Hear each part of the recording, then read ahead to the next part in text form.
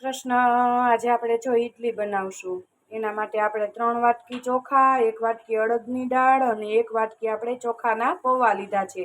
એને આપણે ઓવરનાઇટ પલાળી દીધા હતા અને પછી આપણે એને સવારે ક્રશ કરી લીધું છે મિક્સરની અંદર। તો પછી આખો દિવસ આપણે ક્રશ કરી અને રહેવા દીધું છે। તો જો સરસ મજાનો આપણો આથો આવી ગયો છે। હવે આને આપણે ઇડલી પાડશું।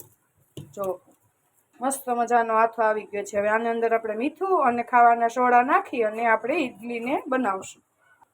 એક ડાયરેક્શનમાં આપણે આને ફેટી લેશું, પછી આપણે ઇડલી માટે તૈયાર કરશું। જો આની અંદર આપણે મીઠું અને સાજીના ફૂલ નાખવાના અને પછી ફેટી અને આપણે ઢોકળિયાની અંદર મૂકી દેશું। જો આપણે ઇડલીને ઉતારી લીધી છે। સરસ મજાની એકદમ પોચી રૂ જેવી આપણી ઇડલી તૈયાર થઈ છે। જો જાળી પણ એવી પડી છે। જો ખાવામાં પણ સોફ્ટ એકદમ જાળીદાર અને સોફ્ટ એકદમ ખાવામાં। તો આપણી ઇડલી છે તૈયાર। જો આવી ઇડલી બની છે એકદમ પોચી રૂ જેવી અને ખાવામાં પણ સોફ્ટ એકદમ। તો તૈયાર છે ઇડલી।